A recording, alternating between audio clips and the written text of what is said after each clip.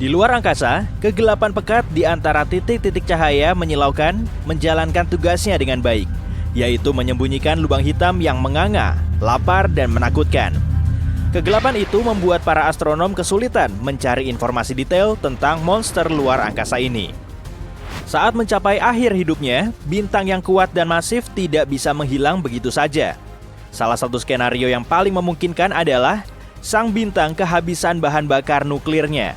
Lalu dalam kilatan cahaya yang menyilaukan, sang bintang akan kolaps akibat gravitasinya sendiri. Jika ukurannya cukup besar, bintang itu akan berubah menjadi lubang hitam. Ada lubang hitam hipotetis bernama primordial. Ilmuwan tidak pernah mendapatkan bukti nyata soal keberadaan lubang hitam jenis ini. Lubang hitam seperti ini sangatlah tua dan terbilang kecil. Menurut standar lubang hitam, tentu saja. Para astronom meyakini lubang hitam ini bisa muncul beberapa milidetik setelah Big Bang atau ledakan dahsyat. Saat itu, bintang dan galaksi masih belum ada. Artinya, lubang hitam primordial mungkin menjadi saksi seluruh sejarah alam semesta. Saat ini, kemungkinan besar lubang hitam primordial terkecil sudah menguap. Tapi yang lebih besar masih bisa tersebar di suatu tempat di luar angkasa. Tapi bagaimana lubang hitam primordial bisa terbentuk? Awalnya, luar angkasa tidak seperti sekarang. Di beberapa area, suhunya lebih panas. Di area lain, lebih sejuk. Sementara di beberapa area lain lagi, sangat padat. Para ilmuwan meyakini, titik-titik yang padat ini bisa kolaps menjadi lubang hitam primordial. Tapi, apa yang paling aneh? Ukuran lubang hitam seperti ini mungkin sangat kecil, karena muncul tepat setelah Big Bang. Makin lama, sebuah lubang hitam terbentuk, makin besar ukurannya. Perbedaan massa antara lubang hitam yang lebih tua dan lebih kecil dengan yang lebih muda dan lebih besar sangatlah jauh. Ibaratnya, massa benda yang 1000 kali lebih besar daripada matahari dibandingkan dengan massa permen jeli. Bisa terbayang perbedaannya kan? Ada teori yang mengatakan lubang hitam primordial sebenarnya adalah materi gelap. Materi ini diyakini memenuhi sekitar 80% massa alam semesta yang sudah bisa diamati saat ini. Para astronom belum mampu melihatnya secara langsung karena materi aneh ini tidak memancarkan cahaya atau energi apapun. Gagasan ini belum begitu diterima selama beberapa dekade.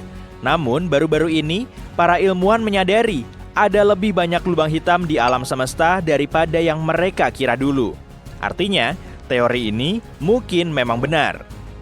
Sementara itu, populasi lubang hitam bentukan Big Bang yang luas dan masih tersembunyi mungkin bukan cuma bagian dari materi gelap, melainkan materi gelap itu sendiri. Tapi, para astronom belum menemukan satupun partikel materi gelap, bahkan setelah puluhan tahun pencarian. Beberapa ilmuwan berpendapat, materi gelap tidak mungkin terdiri dari kumpulan lubang hitam primordial berbagai ukuran. Karena jika demikian, semua lubang hitam ini akan terlalu sering bertabrakan. Ilmuwan lain mengatakan, lubang hitam mungkin muncul berpasangan. Lalu, lubang hitam ketiga bisa mendekati pasangan ini dan menggantikan salah satunya. Lagi pula, alam semesta kita memang dipenuhi lubang hitam dan jumlahnya super banyak. Proses ini akan berulang berkali-kali, jadi hampir tidak ada penggabungan atau tabrakan. Lubang hitam primordial mungkin membentuk gugusan seukuran jarak antara matahari dan bintang terdekat kita. Tiap gugusan ini dapat dihuni ribuan lubang hitam, yang semuanya berimpitan. Monster lubang hitam bermassa 30 matahari mungkin terletak di tengahnya, dengan lubang hitam kecil lain yang menempati sisa ruang yang ada. Gugusan semacam ini bisa menempati area manapun yang dianggap astronom sebagai materi gelap. Tapi sejauh ini, semua itu masih sekadar teori menarik, dan beberapa ilmuwan belum mendukungnya. Masih dibutuhkan lebih banyak data. Perilaku lubang hitam terkadang mirip gunung berapi galaksi masif yang dari waktu ke waktu meletus. Tapi alih-alih memuntahkan lahar, lubang hitam menghasilkan energi dalam jumlah besar yang membentuk lubang menganga pada materi dan gas di sekitarnya. Belum lama ini, para ilmuwan menemukan salah satu kawah terbesar di alam semesta.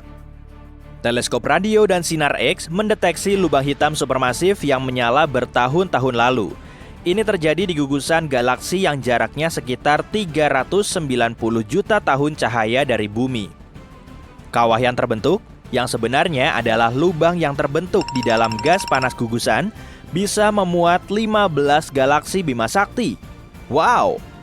Baru-baru ini, para astronom mendapati bahwa salah satu bintang paling masif di area itu mungkin baru saja lenyap.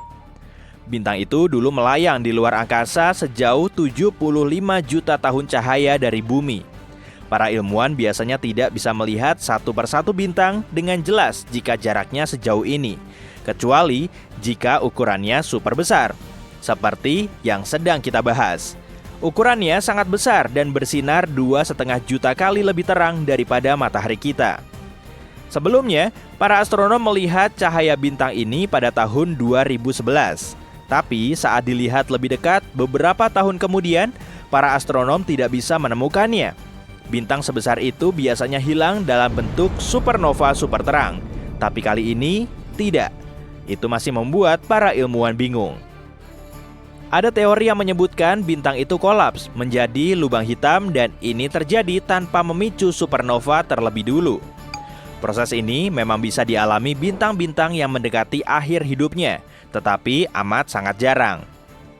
K2141b adalah planet yang berada di luar tata surya kita. Sekilas bentuknya tidak jauh berbeda dengan bumi. Ada lautan cair yang menguap menjadi awan, mengembun, dan kembali ke permukaan dalam bentuk hujan. Tapi alih-alih air, semua terjadi pada batu. Permukaan eksoplanet ini ditutupi lautan lava sedalam puluhan kilometer.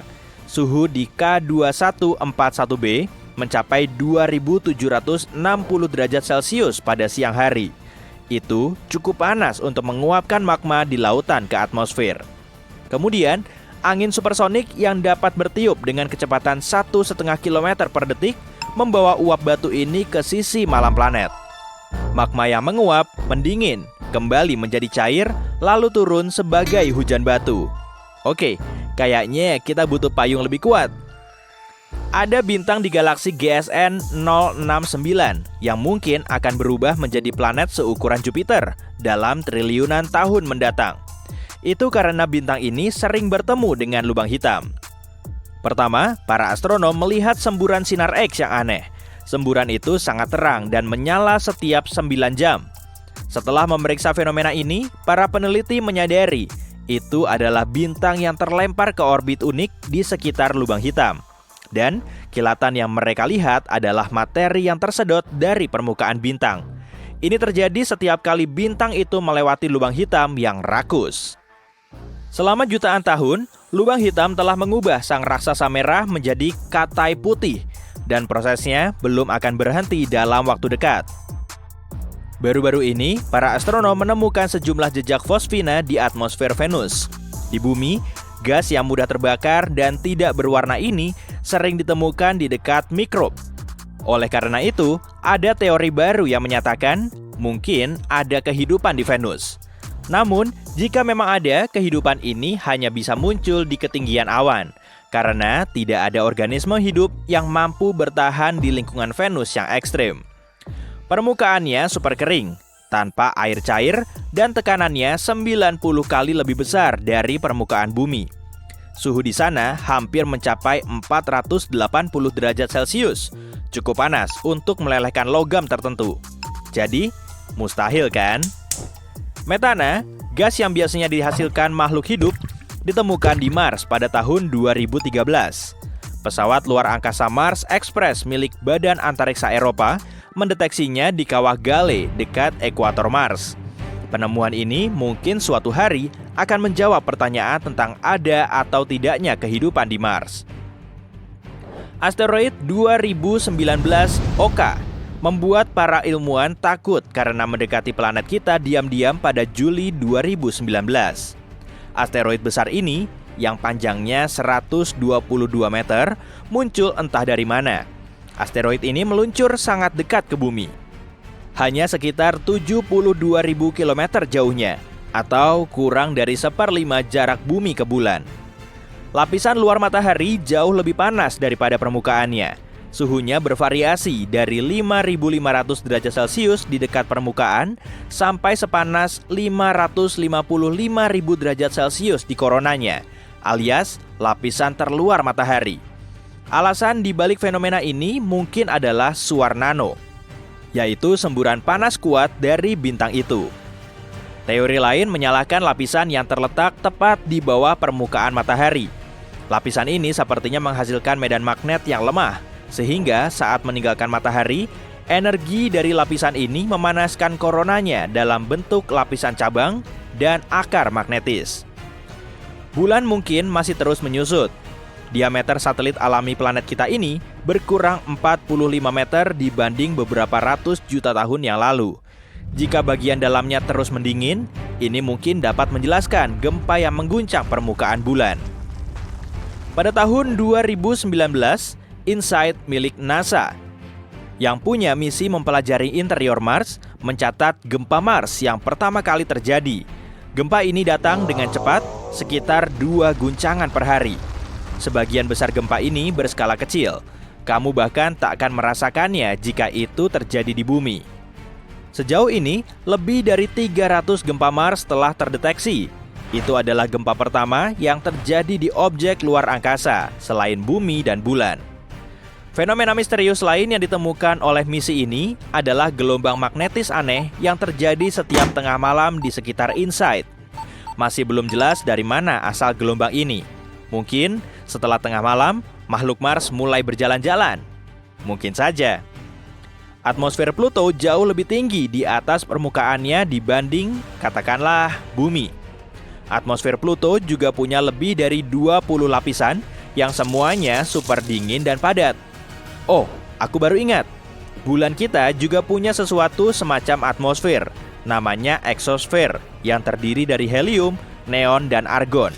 Eksosfer ini 10 triliun kali lebih tipis dibanding atmosfer bumi. Amat sangat tipis. Jauh di dalam jantung alam semesta, ada kekuatan misterius dan dahsyat yang tersembunyi, menunggu untuk dilepaskan. Kekuatan ini dapat mengubah dunia yang kita kenal dan namanya adalah antimateri. Yuk, kita cari tahu apa itu antimateri dan bagaimana kita bisa menggunakannya untuk mengubah hidup kita. Antimateri adalah fantasi fiksi ilmiah yang menjadi kenyataan. Kamu mungkin pernah mendengarnya di film Star Trek dan Star Wars. Tapi sebenarnya antimateri benar-benar ada dan telah dipelajari oleh para ilmuwan selama lebih dari 1 abad.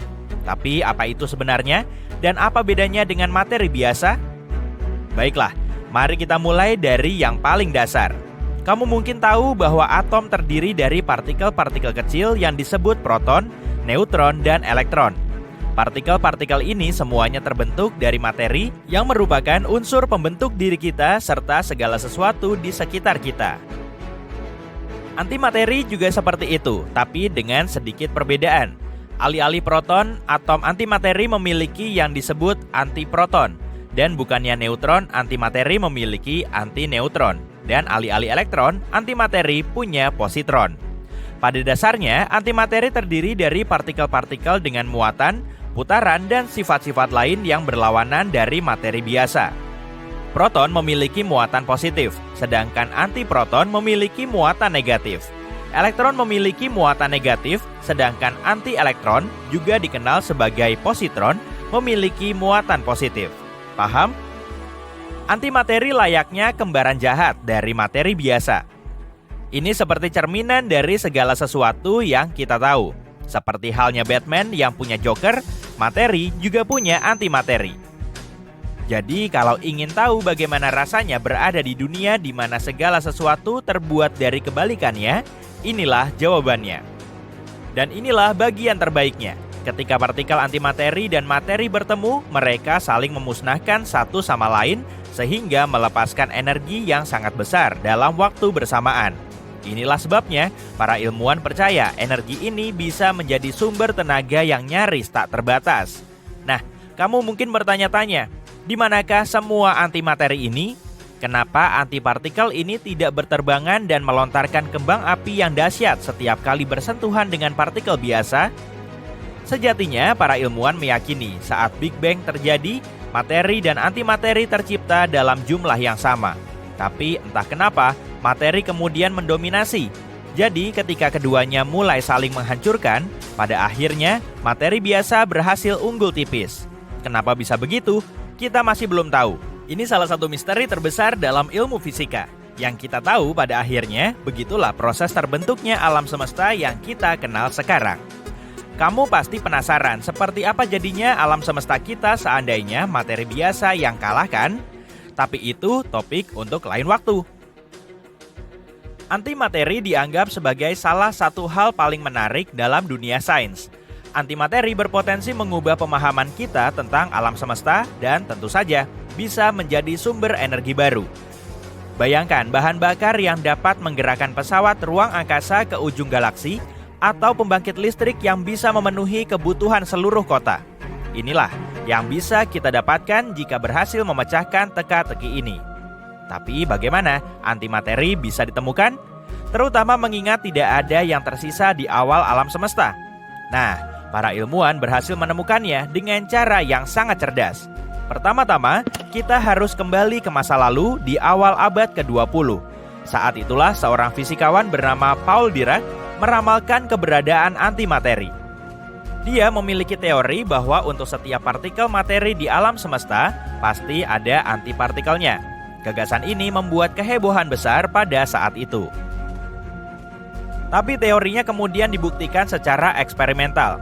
Pada tahun 1930-an, seorang fisikawan lain bernama Carl Anderson menemukan positron, kebalikan dari elektron. Ini menjadi partikel antimateri pertama yang diketahui. Penemuan ini merupakan terobosan besar dalam dunia sains. Para ilmuwan kemudian menemukan lebih banyak antipartikel dan hal ini memunculkan ranah studi baru, yaitu fisika antimateri. Kita masih mengeksplorasinya hingga hari ini. Tapi bagaimana cara menemukan partikel-partikel ini? Bukankah tadi dikatakan tidak ada antimateri yang tersisa setelah Big Bang? Sebenarnya tidak juga. Ada antimateri di ruang angkasa, hanya saja sangat langka. Dan menemukannya sangatlah sulit. Para ilmuwan mencari antimateri di ruang angkasa dengan mengamati sinar kosmik yang terdiri dari partikel-partikel antimateri. Kita juga bisa menciptakan antimateri di laboratorium loh. Saat ini para ilmuwan menggunakan mesin super keren yang disebut pemercepat partikel untuk membuatnya.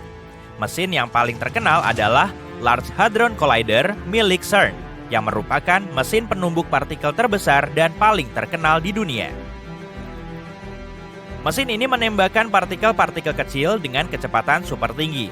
Ini seperti permainan biliar kosmik. Ketika partikel-partikel ini saling bertabrakan, terciptalah partikel antimateri. Kemudian mereka menggunakan wadah khusus bernama perangkap Penning untuk menyimpan antimateri tersebut. Ini seperti menyimpan supernova kecil di dalam stopless. Sekarang, berkat antimateri, kita bisa mengubah seluruh dunia. Para ilmuwan memperkirakan bahwa sedikit saja antimateri, seperti beberapa ons, dapat menghasilkan energi setara jutaan liter bensin. Jadi, bahkan dengan jumlah sangat sedikit pun, kita bisa menerangi seluruh kota selama 1 tahun. Rasanya seperti memegang kekuatan bintang di tanganmu. Itulah kenapa komunitas ilmiah sedang mencari cara memanfaatkan kekuatan super ini untuk membuat hidup kita lebih baik. Mereka ingin menggunakannya untuk menghasilkan listrik seperti yang kita lakukan dengan batu bara dan gas alam. Di masa depan, ini bisa digunakan sebagai sumber energi yang sangat bersih dan tak terbatas. Mereka juga ingin menggunakannya sebagai sumber tenaga pesawat ruang angkasa, agar kita bisa melakukan perjalanan ke planet dan bintang lain. Bayangkan sebuah roket yang bisa membawa kita ke tempat terjauh di galaksi yang ditenagai oleh energi antimateri. Bahkan, sejumlah kecil energi tersebut bisa menggerakkan pesawat ruang angkasa untuk waktu yang sangat lama. Dan bukan itu saja, antimateri juga bisa digunakan dalam dunia kedokteran. Para ilmuwan berusaha menggunakannya untuk mengobati kanker dan membuat citra bagian dalam tubuh kita. Ini layaknya alat super yang bisa membantu para dokter dalam banyak hal. Singkatnya, antimateri sangat luar biasa dan dahsyat, dan kita tinggal mencari cara untuk menggunakannya. Tapi ada satu kekurangannya. Meskipun super kuat, antimateri juga sangat rumit untuk dibuat dan disimpan. dibutuhkan banyak energi untuk membuat sejumlah kecil antimateri saja. Antimateri butuh energi yang sangat besar, sehingga sangat mahal untuk diproduksi dalam jumlah besar. Ada juga permasalahan lainnya. Sebagai contoh, setelah kita mendapatkan antimateri dalam jumlah sangat kecil, bagaimana cara menyimpannya? Kita tidak bisa menaruhnya begitu saja di toples. Antipartikel sangat tidak stabil dan juga tertarik pada materi biasa seperti magnet pada lemari es. Jadi, para ilmuwan menciptakan beberapa cara cerdas untuk menyimpannya, seperti memerangkapnya di ruang hampa udara atau menyimpannya di medan magnet yang sangat kuat. Meskipun demikian, proses ini tetaplah rumit dan memakan biaya. Ini dan banyak alasan lainnya menjelaskan kenapa antimateri belum bisa diproduksi dalam skala besar. Jika kamu ingin mengisi tangki bahan bakar mobilmu dengan antimateri, biayanya akan lebih besar dari PDB sebuah negara kecil. Tapi, meskipun menciptakan antimateri merupakan tantangan ilmiah yang sangat sulit, potensi keuntungannya sangat besar. Karena itu, saat ini para ilmuwan sedang mencari cara untuk memproduksi dan menyimpannya dengan lebih efisien dan hemat biaya. Dan jika berhasil, antimateri bisa menjadi sumber energi utama baru. Penelitian antimateri adalah bidang yang menarik dan berkembang dengan pesat. Dan siapa tahu, mungkin di masa depan kita bisa menggunakan antimateri untuk listrik rumah dan mobil kita. Itu akan sangat keren.